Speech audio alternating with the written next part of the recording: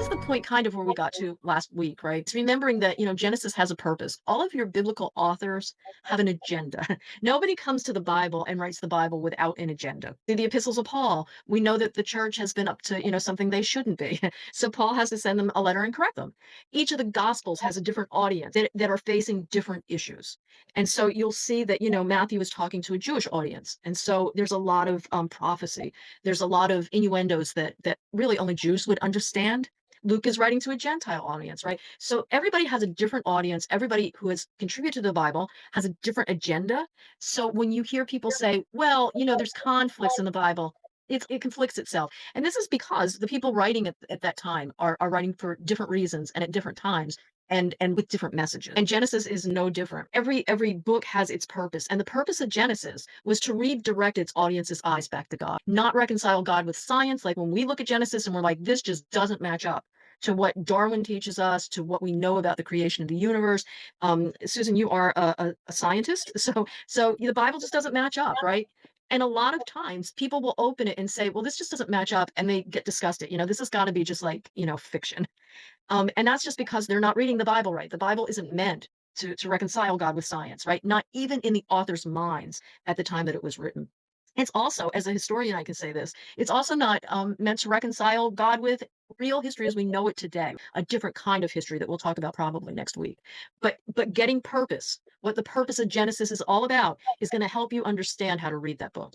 So we call this an emic understanding. It's when we enter the thought world of the author.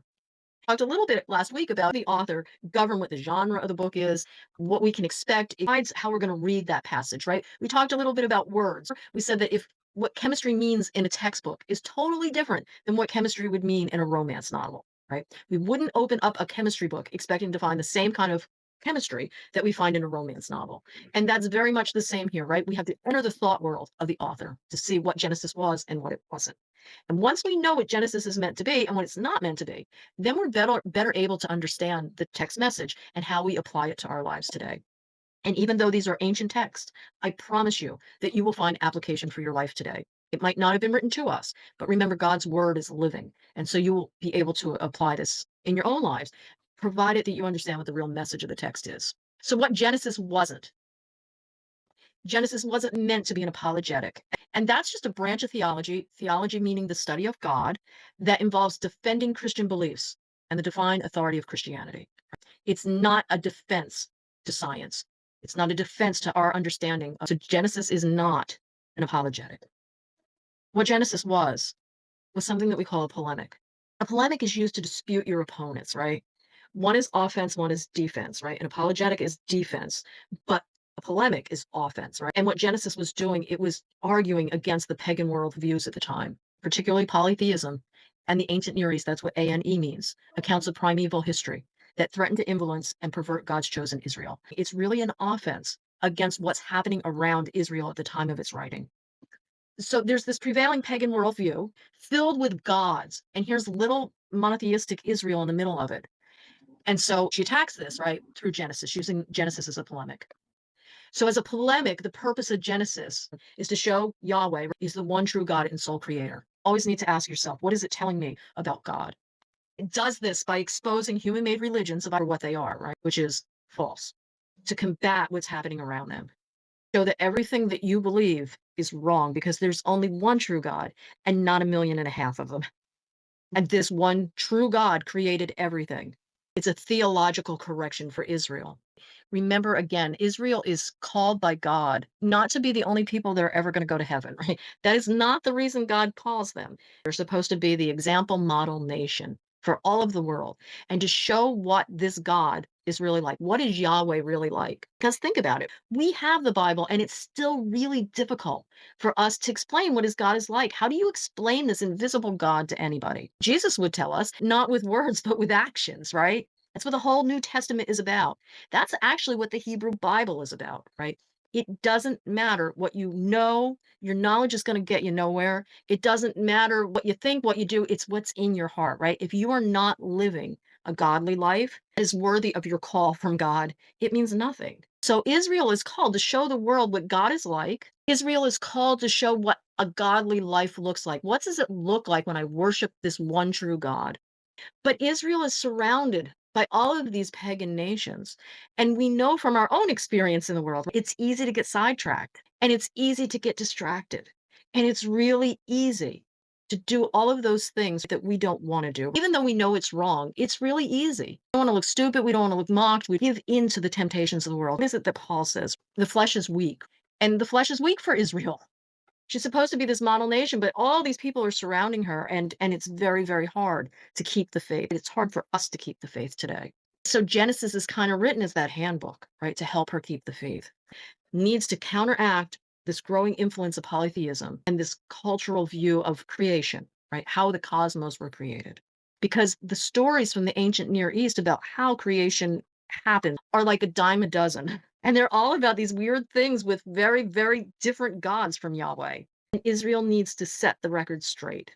And this is where Genesis comes from. So the political pressure within Israel shouldn't be any, right? Because they're meant to be a theocracy meaning a nation governed by God. These other surrounding cultures are what are perverting and diverting Israel. So here is where Israel would be, right? Israel, the nation, and you're surrounded by all of this polytheism. All of these people have gods, hundreds of them. The last one of the counts that one scholar did said that there were over 560 gods at this time period in early Israel surrounding them, right? There were national gods, there were regional gods. There are people who will say that Yahweh was a regional god. So you've got all of these territories and all of these people surrounding this one little nation, and they all got their own gods. So the authors need to write Genesis, right? We can sum up in 2 words, and that is golden calf, the ultimate false god. Remember this from Exodus when Moses goes up to the mountain to talk with Yahweh, and the people are down here discussing, like, he's gone so long, right? And they tell Aaron, who's Moses's brother, make us a god, and they create the golden calf, something they would have known from their history in Israel. So they turn on God that quickly, even though God calls them to be a kingdom of priests and a holy nation. So when you're surrounded by these pagan cultures, it's really hard to keep your identity. It's hard, right? It's hard to be a Christian when your friends are agnostic or they don't believe, or it's hard to maintain your identity as a Christian. Is we kind of give into our own pagan culture. And this is the same thing that Israel is facing. She is surrounded by people who have absolutely no clue as to who Yahweh is, and they don't care. They have their own gods. And so Israel gets sucked into this. If you took the prophet class, remember this is the prophet's biggest gripe, that you're cheating on God. And here's a little bit of a better look of what Israel was facing. Israel, the people, what she was facing at that time. Just surrounded by pagans. And each of these nations had hundreds of gods that dominated every aspect of their lives. And Israel's location, as you saw from that map, would have exposed her to all of them. And this is particularly dangerous, right? In a culture where your religion changes whenever a nation conquers you, right? And so the belief in the ancient Near East was that your God is only as strong or as powerful as you are an independent nation. So if you go to battle with somebody and they conquer you, it goes against your God. It's your God's fault because your God wasn't strong enough for you to be defended. Our God is better. And this is what's happening in the ancient Near East at this time, right? One nation is conquering the other. These gods are getting mixed up. One is becoming powerful and then it's overthrown by another god. This is just a change of hands at this time that Israel is in the middle of. Right? And that Israel gives in, right, to this temptation of idolatry. We can see this in scripture. The story of Jacob, Jacob's father-in-law, Laban. Jacob leaves Laban, right?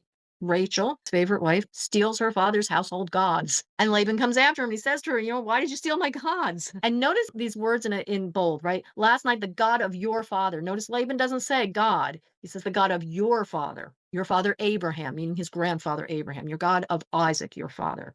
That is the God of your father. But now you're stealing my God, household gods. And it's important to remember, Abraham is not a Jew. Abraham's father actually is an idol maker. So Abraham is reared with lots of idols, all kinds of different idols. They would carve these small wooden idols, keep them in the house. And this has not changed with Laban. Laban still has these household gods. Rachel takes them. What do we see in Joshua? They've getting ready to cross into the promised land. And Joshua, what has to say to them? Throw away your God that your ancestor worshipped. Get rid of all these other gods. We see this all the way up to Acts. Molech, one of the most popular gods in the ancient Near East, the idols you made to worship. So Israel doesn't replace Yahweh, but she just blends them in with other gods and goddesses. And that's not what they're called to do. Right? It's a really interesting thing, right? So rumor has it that some scholars contend that the fertility goddess was believed to be Yahweh's consort, suggesting that God had a wife before Israel was fully committed to monotheism. Those influences were still there. Those polytheistic influences were still haunting Israel. If you read any Yahwehist theology, you'll see this. There are some ancient temples before Israel really becomes settled that is dual temples to the fertility goddess and Yahweh both. It takes a long time for Israel to give up her polytheistic views because the influence is so tremendous. So Egypt in particular had this tremendous influence in the way Israel practiced her religion. And of course she did because, right, the Hebrews were enslaved in Egypt for 400 years, right? What we'll see when we finally get to the end of the Bible study part of Genesis is that, Joseph, who becomes quite Egyptian in his own right, when he brings his family there, when he brings Jacob as Jacob is dying, and his brothers, they're in Egypt, and as the years go by and pharaohs forget the influence that Joseph had long after Joseph has died, they become enslaved. And while they're there, they have lots of time to be indoctrinated by Egyptian culture, their practices, their ideology, their religion, and that includes their god and goddesses. Hence the reason that Joshua has to say, get rid of these things before you enter into the promised land. God has promised you this. You are a covenant people, and you've got to get rid of these other gods and goddesses that you have adopted through your time in Egypt. And Egypt's influence is so strong on the Hebrews that Moses says, he has to ask God for God's name because, the assumption is that the people had long forgotten their God while they were in Egypt.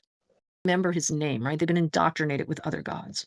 God appears to him in the burning bush. This is a burning question that Moses has to ask. What am I going to tell them? What is your name, right? Because all these other gods have names. And of course, God gives that Yahweh, I am. In other words, acculturation, an extinguished, indistinguishing mark that was the presence of the one true God in their midst. This is the thing that distinguishes Israel from any other culture or people, is that one God, the one true God is their true God. But being in Egypt really screws that up because there's all these other gods, right? They don't even remember their God's name. They don't remember anything about their God because they become influenced by Egypt. And this goes totally against God's purpose for Israel. But then we say, oh, that Israel, right? But we also worship false gods. We also forget about God's presence in our life. Today, these would be all of those gods and probably more.